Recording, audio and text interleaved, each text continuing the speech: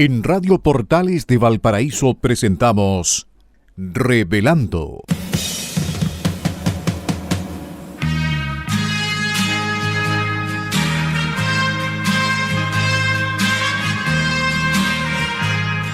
Un programa donde se abordan temas de actualidad, contingencia y la agenda cultural de la zona. Entrevistas del ámbito nacional e internacional. Revelando es presentado y auspiciado por Asofar AG, Asociación de Oficiales de la Armada de Chile en Retiro, Asociación Gremial. Con ustedes, Revelando en Radio Portales de Valparaíso.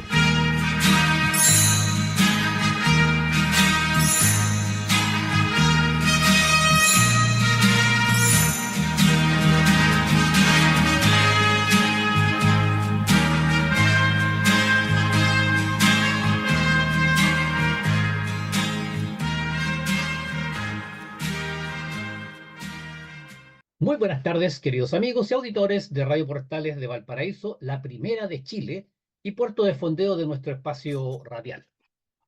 Hoy, viernes 22 de marzo de 2024, estamos dando inicio a un nuevo programa de Revelando que los acompaña de lunes a viernes de 6 a 7 de la tarde y, como de costumbre, el día viernes dedicado al movimiento Chilenos de Corazón.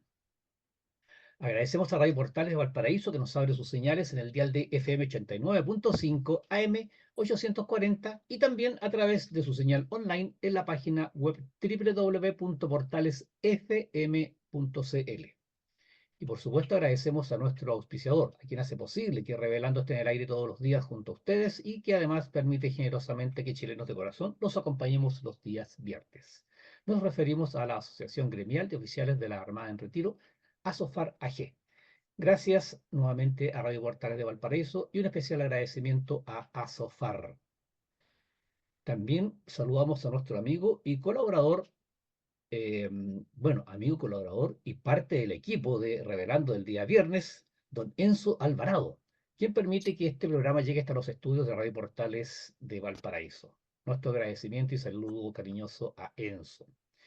Y por supuesto, agradecemos y saludamos también a nuestros amigos radiocontroladores de Radio Portales de Valparaíso, que colocan finalmente este programa en el aire. Nos referimos a don Luis Salinas, don Mario Salazar y don Claudio Alvarado. Queridos amigos de Revelando del día de hoy, viernes 22 de marzo, somos Francisco Muñoz Pinto y Mari Mateluna Morales, conductores del programa Revelando del día de hoy. Francisco, buenas tardes, ¿cómo está el día de hoy? Hola Mario, hola Enzo, muy buenas tardes a los auditores, muchas gracias por acompañarnos, muy contento, feliz, viene el invierno, ojalá que tengamos buen tiempo en invierno y caiga mucha agua. Vamos a ver.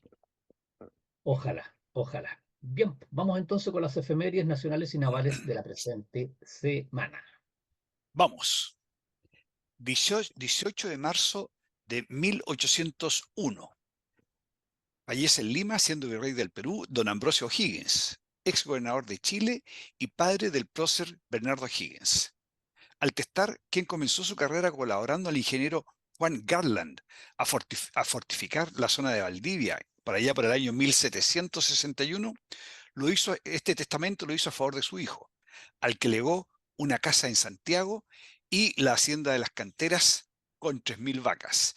Esa hacienda de las Canteras, entiendo, si mal no recuerdo, está por ahí por la zona de Los Ángeles, entre Chillán y Los Ángeles, en esa zona. 17 de marzo de 1817. Con la misión de traer de regreso al continente a los patriotas desterrados, zarpa rumbo a Juan Fernández el bergantín Águila. Lo hace mandado por el teniente de marina Raimundo Morris, antiguo oficial del regimiento Cazadores de los Andes, y llevando como tripulantes este primer buque de guerra chileno a una heterogénea dotación de 43 marinos, chilenos y extranjeros. El inglés, cuyo nombre recuerda a una calle del barrio Almendral de Valparaíso, fue segundo comandante del capitán John Illingworth en la fragata armada por Corso Rosa de los Andes y figuró en el escalafón naval hasta 1824. Oye, esto de tener chilenos deportados en Juan Fernández se repite después en la Revolución de 1891. terminaron deportados también un grupo de chilenos allá en Juan Fernández. Y un hecho anecdótico de Juan Fernández. En la Guerra del Pacífico, en el año 1879, Perú mandó a una expedición que se tomó Juan Fernández. Pero la verdad que Juan Fernández no tenía ninguna incidencia en la guerra, así que los peruanos después tuvieron que reembarcar, tomar sus bártulos y volver al Perú. Es un hecho curioso curioso y poco conocido de la Guerra del Pacífico. Tal vez a nosotros no nos gusta contarlo porque efectivamente los peruanos Una, se tomaron una isla chilena. una isla chilena. Claro. Francisco, y agregar, bueno, interesante, debieron de pronto investigar un poquito, a contar la historia esta de cuando los peruanos se tomaron Isla Juan Fernández en la guerra. Eh, no, es solamente destacar en esta efeméride que quien fue a repatriar a los patriotas fue el bergantín Águila, que es reconocido como el primer buque de guerra de la Marina chilena. Eh, Exactamente. Correcto. oficialmente es el Claro. primer buque que la Marina de Chile tuvo. 19 de marzo de 1818. Chile ya independiente, etcétera. Se produce la sorpresa de Cancha Rayada.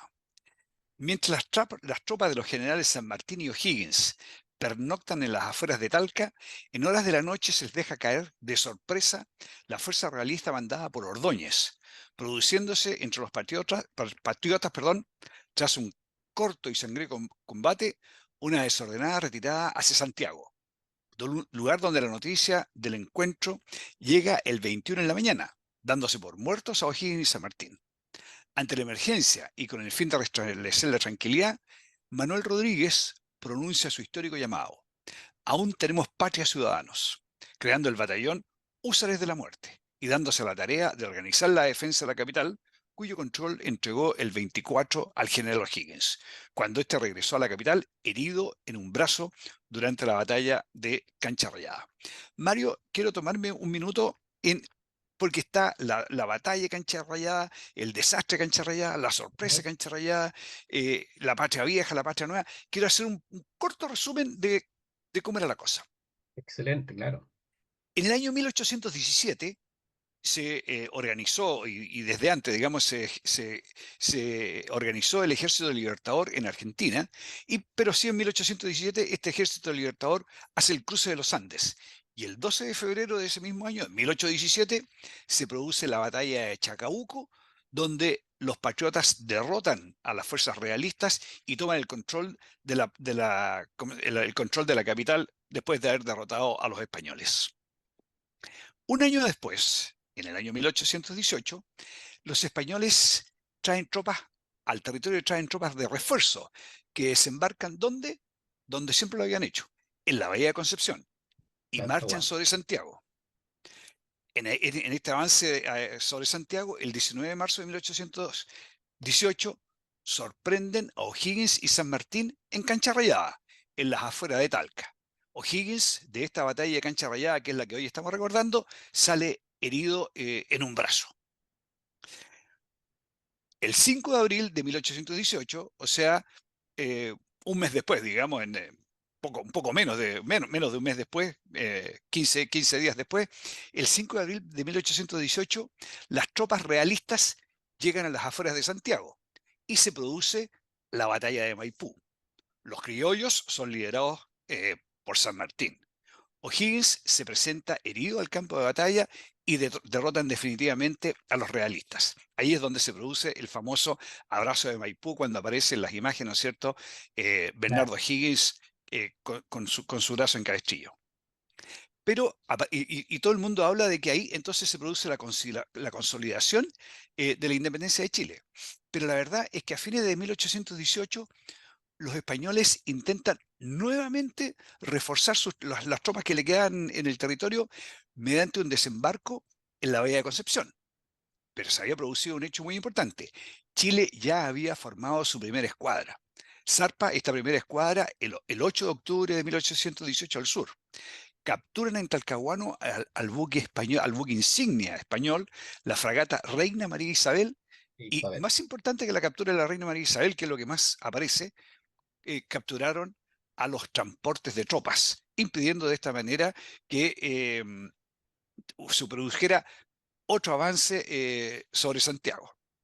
Y quiero recordar, en este resumen, en 1814, 4 años antes de lo que estamos hablando ahora, se había producido exactamente el mismo movimiento. Era la Patria Vieja, los españoles desembarcaron en Concepción, avanzaron sobre Santiago, derrotaron a Blanco Encalada en la misma cancha rayada donde posteriormente derrotaron a O'Higgins, siguiendo al norte y derrotaron a O'Higgins en Rancagua, con lo cual los patriotas se retiraron a Argentina y este hito marca el término de la Patria Vieja. ¿Por qué todo pasa en cancha rayada? Porque en cancha rayada está el cruce o está a orillas del río Maule. Y el cruce del río Maule era un hito estratégico para avanzar desde Concepción a Santiago. Ahora, ¿por qué siempre nos derrotaban en cancha rayada? No sé, por mala suerte. pero, pero cancha rayada. Oye, entonces en resumen, 1810, independencia de Chile, 1814, desastre de cancha rayada, desastre de Rancagua, los patriotas se dan a Argentina, 1817 vuelve este ejército libertador, Chacabuco, se Chacabuco. derrota a los españoles en Chacabuco, ¿no es cierto? Un año después, más o menos, otro cancha rayada, los españoles que nuevamente desembarcaron ¿cómo se llama?, en Concepción, avanzan sobre Santiago, ganan en cancha rayada, pero son derrotados posteriormente en Maipú. A fines de 1818 intentan un nuevo desembarco en Concepción, pero Chile ya tenía una escuadra. No Esa tenían escuadra escuadra. captura a la fragata Reina María Isabel y a los buques transporte, y ahí sí que ya se produce la consolidación de la independencia de Chile. Sí, Sigamos, sí, sí, no, perdón. perdón. Y con ahí la captura de la María Isabel con el gran Blanco Encalada al mando de la escuadra. Y no, y solamente destacar, Francisco, lo último, que magnífico el resumen que usted acaba de hacer. Ojalá que hayan tomado nota nosotros, bueno, lo hicimos rapidito, pero ojo, que Enzo siempre lo recuerda, ¿ah? En la página web www.asofar.cl, ahí en la página inicio, hay un banner que dice programa Revelando. Y ahí ustedes ingresan y pueden ver este programa y todos los programas hacia atrás, digamos. Así que si quieren nuevamente escuchar el resumen magnífico que hizo Francisco, bueno, vayan ahí a la página web. Perdón, y lo último, destacar sobre este hecho de que 19 de marzo, fue impresionante cómo en tan poco tiempo, estamos viendo que la batalla de Maipú, 5 de abril, en tan poco tiempo, marzo, abril, en menos de un mes se reorganizó el ejército para enfrentar en los llanos de Maipo al De Maipú, ejército realista, de Maipú, perdón, el claro. ejército realista. Entonces, es porque aquí quedó el desbande, pues. Entonces, en muy poco tiempo se logró reorganizar el ejército para poder enfrentar a los realistas ahí en Maipú. Pero bueno, cosas de la historia. Oye, y el último cogollito, que hay Ujú. que queda para los historiadores, los carreristas y los o'higginistas. El rol de, ¿cómo se llama?, de Manuel Rodríguez, nunca ha habido consenso realmente, o sea, respecto de cuál fue el real rol en estas acciones entre Cancha Rayada y Maipú, el rol de Manuel Rodríguez. Pero eso se lo dejamos ya a los carreristas y o'higginistas. Sí, es 21 de verdad. marzo de 1930, ya hace 90 años nomás, 94 años, nace la Fuerza de Aviación Nacional, actual Fuerza Aérea de Chile. Todo el material de vuelo, la mayor parte de sus oficiales y gente mar, y la base naval de Quintero de la aviación naval pasan a formar parte de la nueva institución que también acoge al Servicio Aéreo del Ejército. Institución de la Defensa que tiene por misión defender a la República de Chile por medio del control y uso en beneficio propio del espacio aéreo, participar en la batalla de superficie y apoyar a fuerzas propias y amigas, con el propósito de contribuir al logro de objetivos estratégicos que la política de defensa le fija a las Fuerzas Armadas. Voy a reforzar esto, ¿eh? ¿Para qué es el accionar de la Fuerza Aérea? Para contribuir al logro de los objetivos estratégicos que la política de defensa le fija a las Fuerzas Armadas. Lo que pasa es que después Sí, vamos a hablar de otra cosa y aquí queda claro de que las Fuerzas Armadas están a las órdenes y a la disposición de las ideas políticas, a así disposición es. de la política. Es algo importante que después vamos a destacar. Mario, esas eran las efemérides para hoy. Perfecto. Muchas gracias, Francisco. Vamos entonces de inmediato con el primer punto de la pauta del día de hoy, que como ya es tradicional, nuestros auditores que nos siguen lo saben, es ya por título Historias de Valparaíso. Y en esta oportunidad vamos a hablar, le vamos a contar, le vamos a hablar, queridos amigos, de la iglesia La Matriz, la icónica iglesia La Matriz de nuestro principal puerto nacional. Que A tiene ver, más, vamos. oye, que tiene más historia que el Pato Donald, ¿ah? Sí, es que es muy antiguo, Francisco. Aquí lo vamos a ver en la crónica. Bueno, para realizar esta crónica que la vamos a leer, tomamos como referencia básicamente el blogspot de Chile, Iglesias Católicas, y complementado con algunos detallitos de otras páginas. A ver, la primera iglesia de Valparaíso, estamos hablando de la Matriz, ciudad patrimonio de la humanidad declarada el año 2003, se encuentra en el barrio, o el centro histórico, perdón, de la ciudad. Tiene un gran atrio, un atrio, una explanada, que sirve de escenario a los actos culturales del entorno. Es el ícono de la ciudad de Valparaíso, monumento nacional histórico, declarado por la Ley de Monumentos Nacionales de la República de Chile. En octubre de 1971, al declararse monumento histórico la iglesia La Matriz de Valparaíso, se consideró que el sector que está entre las calles Santo Domingo, Santiago Severín y Almirante Riveros, todas junto a la iglesia, debían tener las características que les diera la temprana ocupación del Cerro Santo Domingo, que junto con La Matriz forman una unidad. La Matriz era el barrio de La Matriz, ¿eh? A este barrio, el más antiguo y pintoresco de Valparaíso, se le ha llamado el corazón del puerto, porque ahí nació y empezó a crearse la ciudad, y es un símbolo de su historia.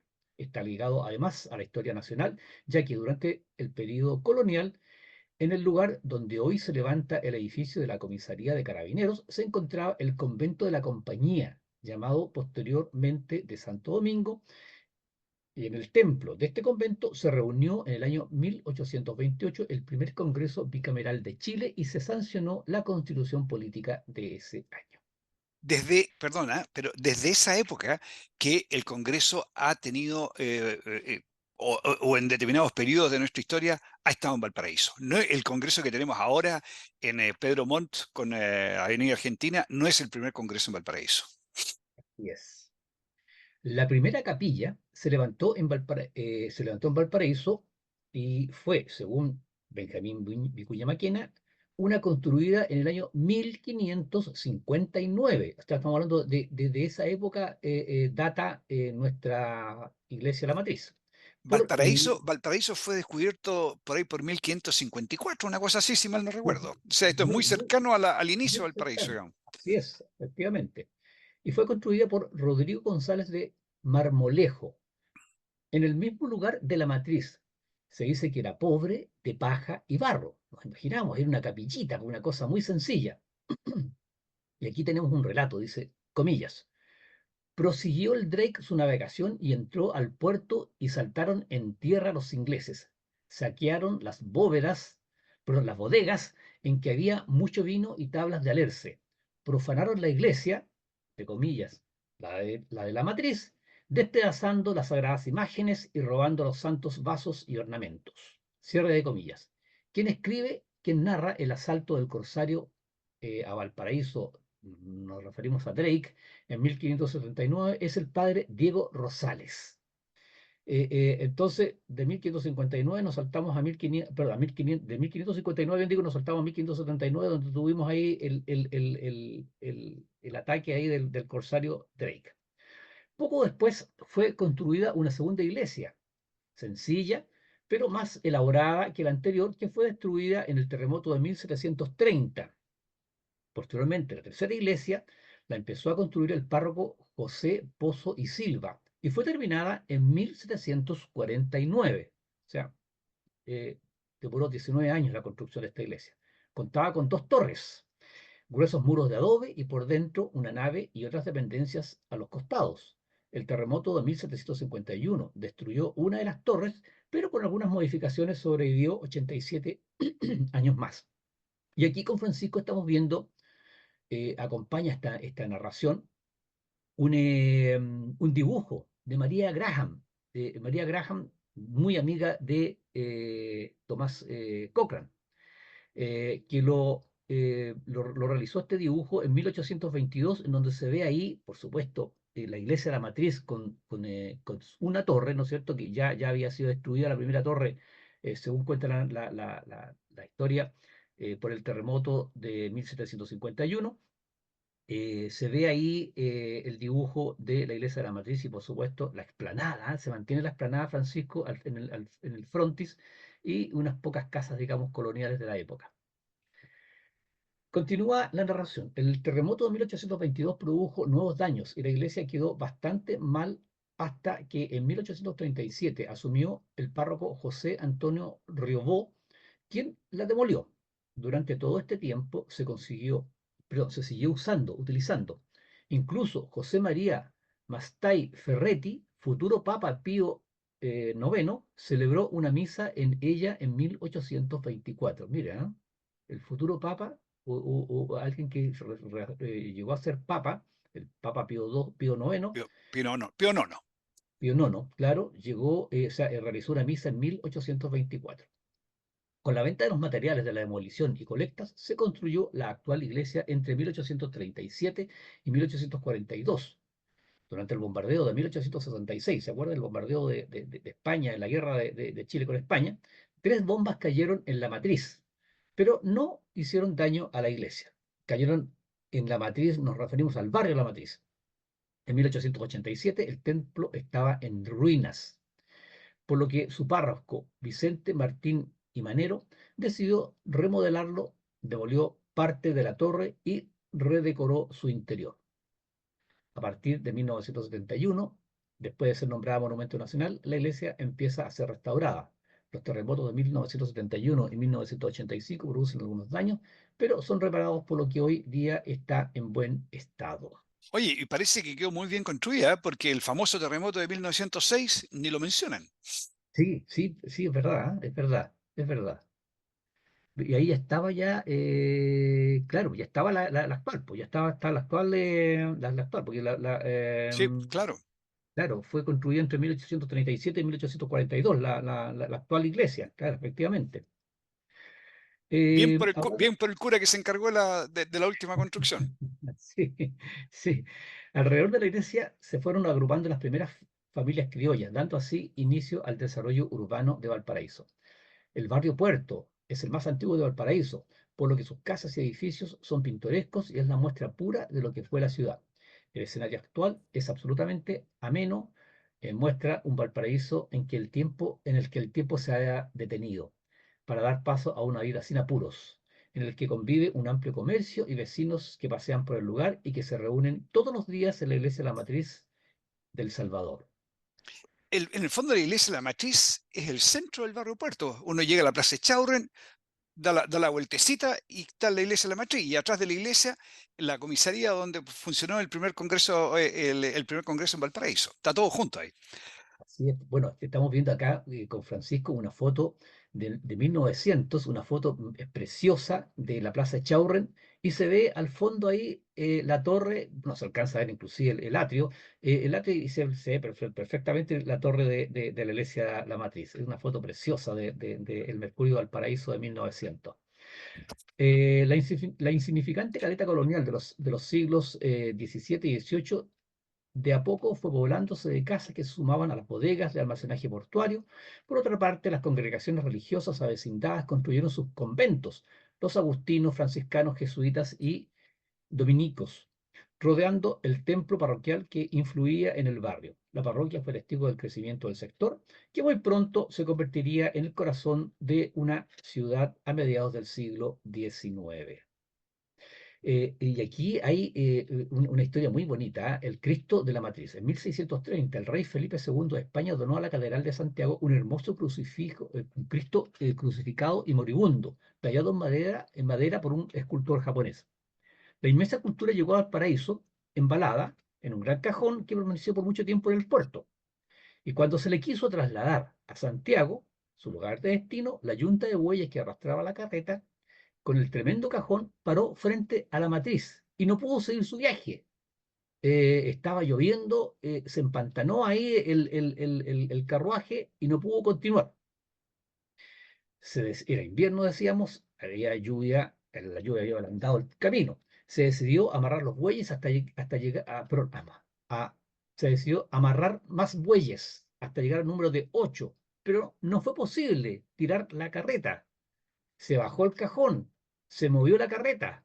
Ahora sí que estamos bien. Se volvió a colocar el cajón arriba y se volvió a empantanar la carreta. Algunos pobladores que miraron la extraña maniobra propusieron abrir el embaraje y ver qué traía. Cuando el cajón empezó a abrirse, paró la lluvia torrencial y el viento huracanado que había impedido el traslado, apareciendo la sagrada figura del Cristo crucificado y moribundo. Muchos creyeron pensar que el suceso no era otra cosa que un verdadero milagro y se acordó que la imagen debía quedar para siempre en la capilla porque ese era el deseo expreso de Dios. Desde entonces, la bella escultura del Cristo de la Agonía quedó en Valparaíso. ¿Qué me dice Francisco?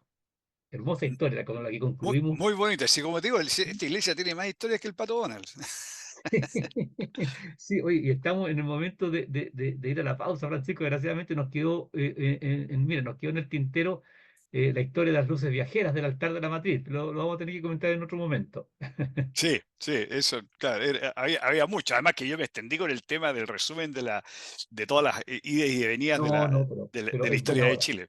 En buena hora. Pero a lo mejor les contamos cortito al inicio del segundo bloque, les contamos la historia de las luces viajeras del altar de la matriz. Ya, vamos a la pausa musical y estamos de regreso en el segundo bloque de su programa Revelando. Muy bien, queridos amigos, estamos de regreso para iniciar el segundo bloque de su programa Revelando.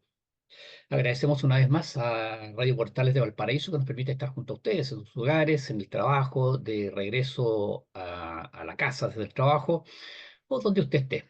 Y por supuesto agradecemos a la Asociación Gremial de Oficiales de la Armada en Retiro, ASOFAR AG, auspiciador de nuestro programa. Em, ya, en un minuto, en la historia de las luces viajeras. Claro, a ver, ¿qué sucede? Que Perdón, Mario, una introducción. En la primera parte del programa estábamos hablando de las historias de la Iglesia de la Matriz. No nos alcanzó el tiempo y nos quedó pendiente en la historia de la Iglesia de la Matriz la historia de las luces viajeras. claro, eso es. Bueno, uno de los muchos párrocos que tuvo la Iglesia de la Matriz fue don Guillermo Ruiz Santander. Este párroco, este cura, cuando se recibió de la matriz, estaba tal vez un poquito abandonada, se dedicó a ordenar y a hacer limpieza profunda en la iglesia. A ver, se, se, se comentó en ese minuto mucho de las bondades de las pinturas que adornaban los muros, la talla hermosísima y valiosa del Cristo crucificado, y bueno, y de los personajes y sacerdotes sepultados en los muros y las bóvedas existentes bajo el altar mayor, que yo no tenía idea hasta que leí esta crónica, hasta que hicimos esta crónica, que habían bueno, en las iglesias antiguamente se sepultaban ahí mismo en la iglesia, los párrocos, qué sé yo. Eh, entonces, él hizo una limpieza profunda y había calaveras diseminadas en todos lados, en el subsuelo, por lo que fueron exhumadas y reducidas en un espacio menor. La limpieza general, las reducciones y los numerosos arreglos e innovaciones practicadas a la iglesia, dice la crónica, a la iglesia y la casa parroquial, fueron motivos de extraños acontecimientos acaecidos a contar de ese momento. Justo a la medianoche, en las habitaciones de la casa parroquial se escuchaban ruidos, personas que paseaban por la casa, cerraban las puertas con gran estruendo. Cuando se trasladaba el cura párroco de una habitación a otra, sentía junto a la presencia de seres invisibles que pasaban a su lado rozándolo o recibía su hálito, la gélida brisa que producía su presuroso pasar. O sea, derechamente penaban. Ahora, y esto fue comprobado no solamente por los que estaban dentro, sino que la gente que llegaba a la casa parroquial también era testigo de cómo penaban. Ahora, lo curioso y lo más curioso de esto fue que la gente que iba a la iglesia el día domingo, a las 12 del día, comentaba el suceso de las luces viajeras. Eran luces que recorrían el altar de lado a lado, de arriba hacia abajo, apagaban los cirios de los candelabros inclusive. Entonces, ¿Qué pasaba con estas luces, extrañas luces? Nadie pudo dar explicación. Ahora, en la intimidad, el padre Ruiz en más de una oportunidad manifestó las luces, comillas, las luces viajeras son un aviso indiscutible de mi próximo deceso. Y en efecto, al poco tiempo de la desaparición de las luces viajeras de la iglesia de la Matriz, el párroco don Guillermo Ruiz Santander, el innovador, así fue llamado, falleció. Entonces, ahí tenemos dos historias muy bonitas de la iglesia de la Matriz, ¿no es cierto? No sé si la primera es muy bonita, del Cristo moribundo crucificado, y esta otra curiosa de las luces de viajeras. las luces viajeras. ¿No? Y todas las Sí, veces que se reconstruyó y cómo la historia de Valparaíso, la parte antigua de la historia de Valparaíso, cuando Valparaíso era bonita, ahora Valparaíso está destruido, pero cuando Valparaíso era realmente valioso, todo giraba ahí, el barrio del puerto. el barrio del Puerto, así es. Bueno, y el mar llegaba hasta la calle Serrano, pues hasta ahí llegaba, esta era la línea Ahí la estaba la línea línea de la costera, mugre, ahí estaba la línea de la mugre. claro, la línea costera. Bueno, vamos con el segundo tema de la pauta, el censo 2024, mitos y realidades. A ver, nosotros que tenemos bastante más edad que muchos de nuestros auditores, don Francisco, antiguamente, Francisco, el censo, años atrás, los 80, los 70, el censo era todo un acontecimiento, ¿se acuerda? Y todos los días se hablaba del censo. Yo creo que muchos no tienen ni idea que nos están censando en este minuto. Porque nuestra radio en Portales de Valparaíso, durante el día se está haciendo una propaganda constantemente, propaganda hecha, prepagada por el INE, que habla del censo. Abramos las puertas al censo, así es el eslogan de este censo. Pero bueno, el censo se inició el 9 de marzo, queridos amigos, y se va a extender hasta junio de este año. Lo que pasa es que esta crónica la hicimos, o sea, este punto de la pauta lo hicimos con Francisco porque el Radio Bio Bio entrevistó al director del Instituto Nacional de Estadísticas, el INE, entidad a cargo del censo, don Ricardo Vicuña, y él explicó algunas interrogantes, algunos mitos y verdades que han andado circulando hoy en las redes sociales. ¿Ya? Entonces, uno de los puntos que ha llamado más atención y que ha causado más polémica es la pregunta número 16, donde se pide dar el nombre completo. ¿Ya? A ver, el señor Vicuña, el director del Instituto Nacional de Estadística, aclaró que no es necesario dar el nombre completo, a pesar de que se hizo un llamado a que se conteste el nombre completo. Pero eso no existe ninguna obligación de hacerlo. O sea, eso lo dejamos muy claro. Lo hace gente que está muy escéptica, pero ¿por qué el nombre completo? Yo escuché la entrevista completa y la explicación que él da es que, claro, podría ser que una persona se censara en una casa y se censara en otro lugar sin mala intención. Entonces, él dice, después se van a contrastar las bases de datos y ahí se vería, ¿no es cierto?, que una persona está figurando dos veces en el censo. Esa fue la explicación que él dio. Pero bueno, repetimos, en el censo, la pregunta 16, también vimos el formulario en detalle, pide el nombre. Pero si usted no quiere dar su nombre completo, no lo dé. No tiene ninguna obligación. Hecho, eso aclarado específicamente por el servicio. Bien. Lo mismo que no se necesita el RUT. De hecho, en el formulario, en ninguna parte dice, hay un calzo para anotar el RUT. Así que el RUT tampoco lo piden y de hecho tampoco lo necesita el INE. ¿Ya? Estamos hablando de que esto es un censo de vivienda y población. Eh, por ejemplo, algunas dudas. Bueno, es el primer mito que queremos derribar. ¿Ya? Después, si la persona tiene más de una vivienda, lo aclaró el señor Vicuña, uno se debe censar en donde haya vivido más tiempo, o sea, 6 meses y un día. Si usted vivió 6 meses y un día en la vivienda 1, ahí se tiene que censar. Ahora, si usted por ABC motivo está en la vivienda 2, bueno, se censa en la vivienda 2, pero lo que no puede hacer es censarse en las dos viviendas. ¿Ya? Eso es importante. Ya, hay otro, Francisco, hay otro que ha circulado mucho, duda respecto de que se estaría pidiendo el grado del personal de las Fuerzas Armadas y Carabineros en el censo. Bueno, eso es un mito. Que tenemos aquí al frente, en la pauta nuestra, la pregunta 34, donde se pide el nivel educacional. Y lo que pasa que una de las alternativas es técnico, técnico nivel superior, que es estudios que realizan entre 1 a 3 años. Y esto incluye a los suboficiales de las Fuerzas Armadas, dice. Pero si a mí me preguntan cuál es su nivel de escolaridad, yo digo, Técnico a nivel superior. "Oh, nivel superior". No tengo que responder, soy integrante de las Fuerzas Armadas o soy retirado de integrante. No, no, lo que se pide es eso. Entonces, realmente es una fake news. Entonces, la red social circular que se está pidiendo el grado de la gente. No, no, mentira. Lo que se pide aquí es el nivel de escolaridad.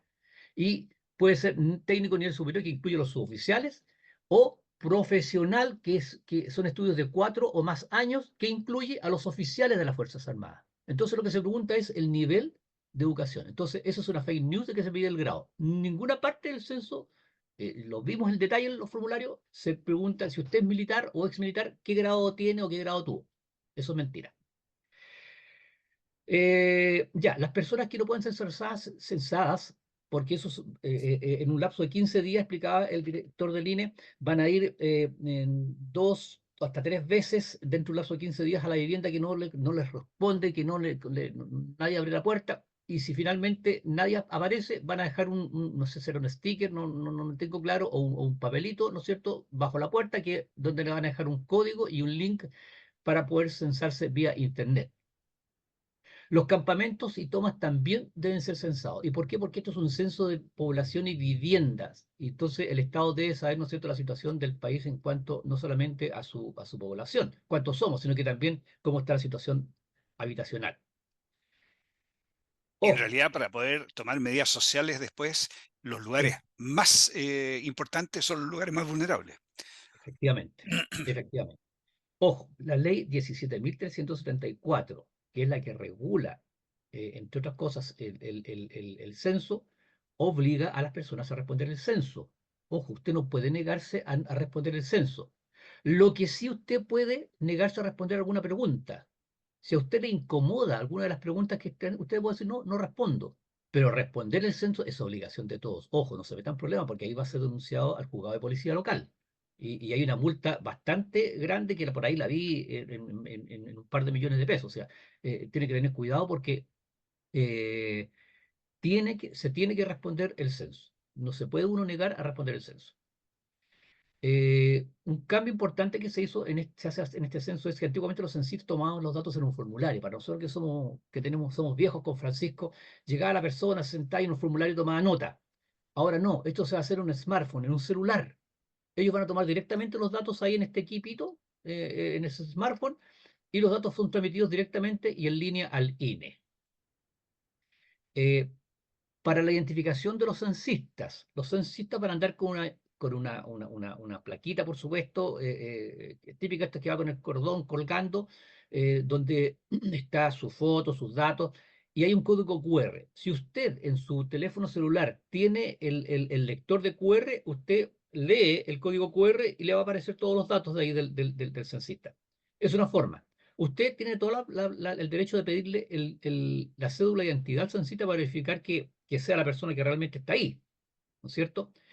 O, por último, usted puede llamar al fono 1525, que es un fono ayuda. Usted llama al fono 1525 y ahí le pregunta y le dice, oye, ¿sabe qué? Mire, tengo aquí en la puerta de mi casa al señor Ruth tanto tanto y necesito confirmar si es un censista. Y ahí le van a confirmar. Y por último, usted puede ir a la página web. En la página web, en la página de inicio, estamos mirando aquí en pantalla con Francisco, hay 3 banners, uno que dice verificador de personal en terreno.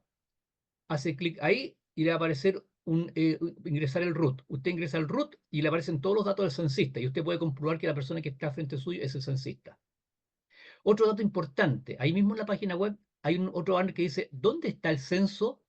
Usted hace clic ahí, ingresa el dato de la comuna en la cual usted vive y ahí le aparece las fechas de la semana presente, en qué sector de su comuna se está censando. Entonces, eso es importante para que usted, ¿no es cierto?, tome las medidas y ese día, cuando usted ve ahí que durante esa semana van a estar censando en su sector, trate de que haya alguien en la casa para que pueda responder el censo. Porque es importante, como dijo Francisco, que todos respondamos el censo. ¿Ya? Y ahí mismo también en la página de inicio está más a la derecha otro banner que dice infórmate sobre el censo. Y ahí están todos los detalles de por qué se hace el censo, cuáles son el propósito y otra información de detalle más. Mario, un par de Eh, comentarios. Perdón, pensé que habías terminado. Sigue. no, sí, eso es, Eh, eso par efectivamente de- consiste. Oye, yo vivo en un departamento, en un edificio, y ayer, corroborando el tema este de la preocupación de que la gente sepa, ayer pasó gente del INE a nuestro edificio y avisó en conserjería que a contar de hoy se partía el censo en el barrio, lo cual me parece interesante. Ahora, respecto de la resistencia que ha generado el censo en parte importante de la población, el problema es que uno ve el censo y lo ve relacionado con las actuales autoridades.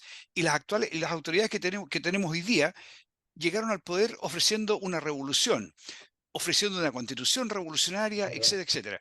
Entonces eso naturalmente le genera desconfianza a las personas. Porque la verdad es que la desconfianza no debería ser en el censo, sino la desconfianza es en las autoridades que nos gobiernan hoy día. Y el último punto que quería comentar, han habido cosas, diría yo, desacertadas. Yo tengo una amiga muy cercana, eh, Montserrat Garachena, que tiene hijos adoptados. Y cuando la fueron a censar, le dijeron, no, usted esos hijos no los declare porque esos hijos los declara la madre, la madre, ¿cómo se llama? Biológica. Parece muy razonable, no se puede censar dos veces, pero indudablemente que una situación de este tipo, a los que a los que han adoptado niños, para ellos es una situación tremendamente dura que le digan, oiga, no, en el fondo, para los efectos nuestros, estos hijos no son suyos. Cosas de ese tipo el INE las debería haber previsto y en las informaciones que entregan, gastan bastante dinero en entregar información, habría sido bueno que hubieran entregado una información más emocional respecto de por qué las cosas se hacen así y no que a la madre de estos niños adoptados le digan, no, usted no reporte a sus hijos. Eso, Sí, fíjese que es interesante. Yo creo que ese es un punto muy importante para hacerlo llegar como reclamo, como sugerencia, no sé, de la manera que sea, para que se corrija en futuros censos, porque efectivamente son hijos adoptados legalmente. Entonces claro. ya son parte de la familia. Pues, o sea, es de toda lógica que los niños adoptados fueran censados como parte de esa familia, que es de toda lógica. Si ya dejaron de ser, de tener esa ligación legal con los padres Claro, naturales. y si lo quieren hacer de otra manera, porque a lo mejor técnicamente es conveniente, qué sé yo, amerita una explicación. Amerita, ¿cómo se llama? Sí, O estoy de sea, hay acuerdo. que cuidar la sensibilidad de las personas también. Es verdad, es cierto. Bueno, eso queríamos aclararle respecto al censo, ¿ah? Y poner un poquito también, traer el tema, que es un tema muy importante a la actualidad, Francisco, porque estamos llenos de información en la prensa y nadie habla del censo, si esa es la verdad de las cosas, nadie habla del censo. Entonces, por eso queríamos tocar este tema del censo. Bien, el próximo punto de la pausa tiene relación con la crisis de seguridad que obliga a mirar a los militares. Y, y voy a comenzar vamos a comenzar mejor dicho, este punto de la pauta, recordando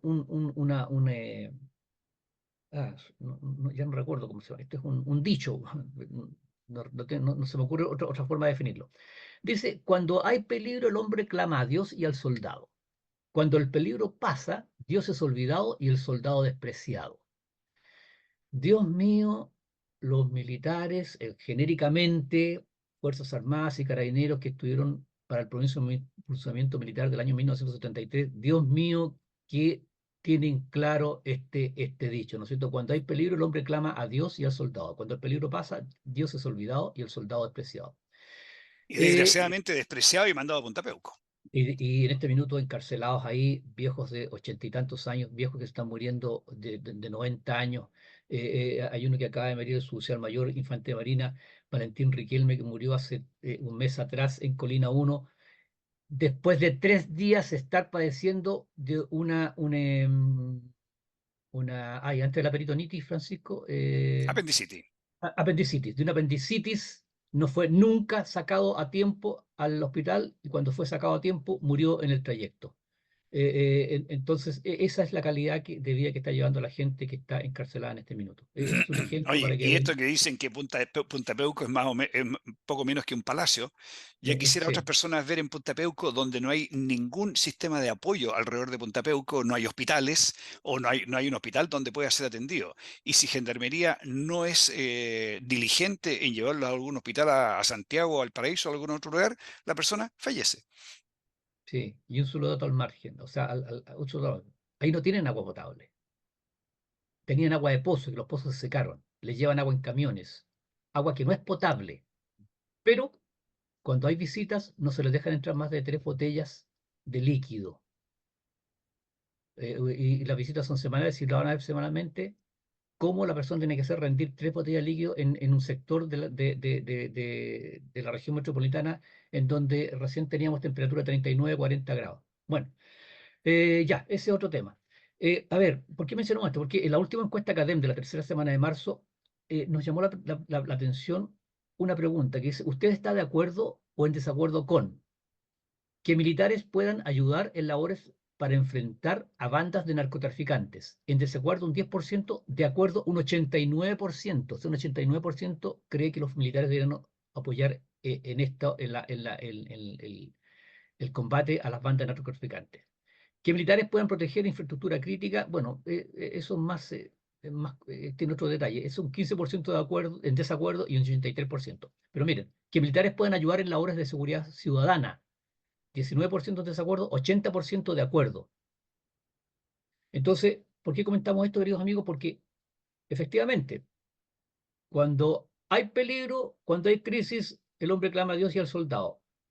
Todo el mundo está mirando a las Fuerzas Armadas, que las Fuerzas Armadas vayan, intervengan en la delincuencia, intervengan en el narcotráfico, intervengan en la inmigración indiscriminada.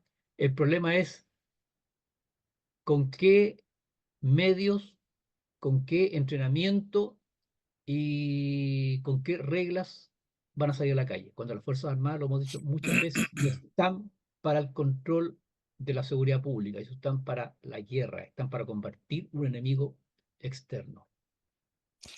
Mario, te quería comentar que leí una carta al director que me pareció muy interesante, muy atinada, en el cual, en esta carta se hacía presente, es lo mismo que dijiste tú, pero con un enfoque un poco distinto.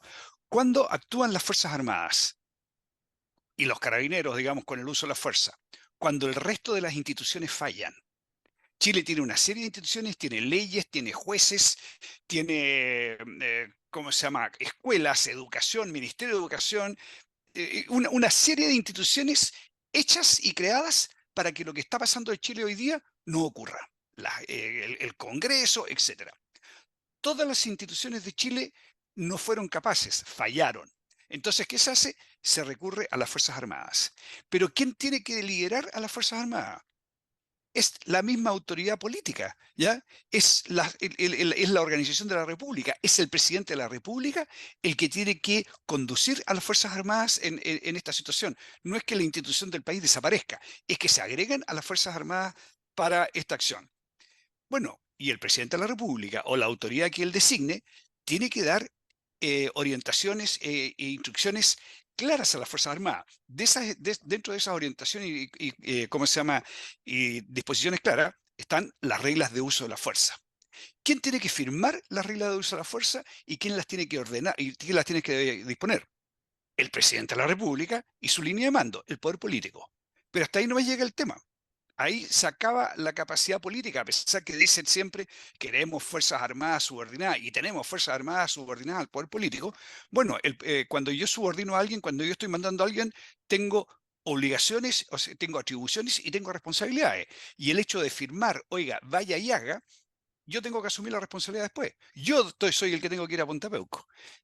Ningún político firma, ningún político, el político le dice al No, militar, vaya, vea usted y usted se va después a Punta Peuco. no, por supuesto, Eso si no ustedes es pues, eso no es Fuerzas Armadas subordinadas al poder político. No porque las Fuerzas Armadas no lo quieran, es porque el poder político no quiere asumir la responsabilidad de asumir la conducción de las Fuerzas Armadas. así es, Francisco. Y vamos rápidamente al último punto, que quedan 2 minutos de programa. Colegio de Arica, ¿educación sexual o degradación sexual? A ver, el lunes se destapó un escándalo en Arica porque el colegio Adolfo Beizaga o Obando de Arica realizó un taller y encuesta a niños de 5º año básico, o sea, niñitos de 10 años. Y por supuesto, aquí quedó el espanto, porque de las cosas que les hablaron, o sea, a ver, detalles.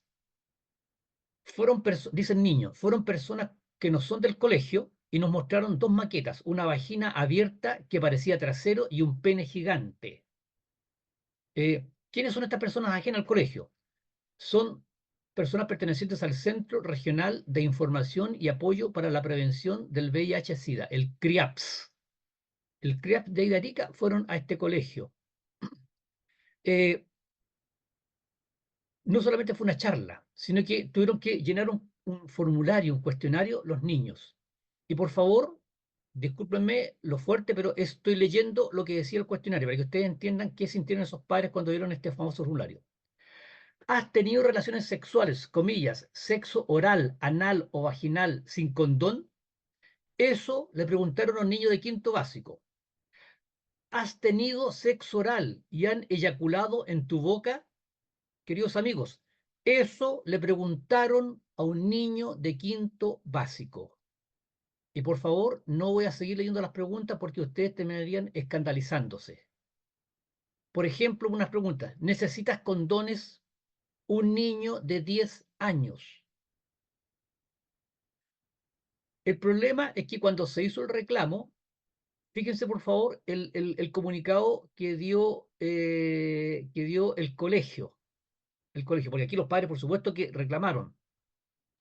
El colegio dijo que cabe destacar, en parte del comunicado, que todas las temáticas abordadas en el protocolo de sexualidad, afectividad y género están embarcadas en los planes y programas del Ministerio de Educación y Ministerio de Salud. Y dice el comunicado que la ley 20.418 en su artículo 1 dice que toda persona tiene derecho a recibir educación, información y orientación en materia de regulación de la fertilidad en forma clara, comprensible, clara y en su caso confidencial. Lo que no dice el colegio es que ese mismo artículo continúa diciendo: el contenido y alcance de la información deberá considerar la edad y madurez psicológica de las personas a quien se entrega. Entonces aquí es un escándalo tremendo que esta gente descriteriada del CRIAPS, repito, Centro Regional de Información y Apoyo para la Prevención del VIH, hayan ido a hacer esta charla y hayan hecho responder a estos niñitos de 5º año básico este cuestionario que realmente es un escándalo. Afortunadamente, el gobierno tomó algunas medidas, ¿no es cierto?, y solicitó la renuncia del Ceremi de Salud de la región, y la Fiscalía abrió de oficio una investigación para ver si aquí hubo delito. Pero a lo menos este es un descriterio, es una degradación moral infinita. Que se le pregunte al niño si tuvo sexo oral y si eyacularon en su boca, perdón, eso fue lo que la pregunta que acabo de repetir, le acabo de darles a conocer recién antes, es un absoluto, es una degeneración. Queridos amigos, les agradecemos de corazón su sintonía, les deseamos que tengan un muy buen fin de semana y nos encontramos el próximo viernes si Dios quiere. Continúen en la sintonía de Radio Portales de Valparaíso y que tengan una muy buena tarde-noche. En Radio Portales de Valparaíso hemos presentado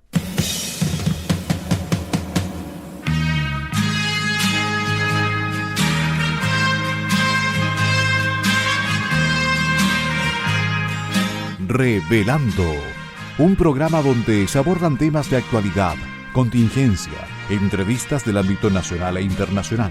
Revelando es presentado y auspiciado por Asofar AG, Asociación de Oficiales de la Armada de Chile en Retiro, Asociación Gremial. Sintonícenos en un próximo programa. Buenas tardes.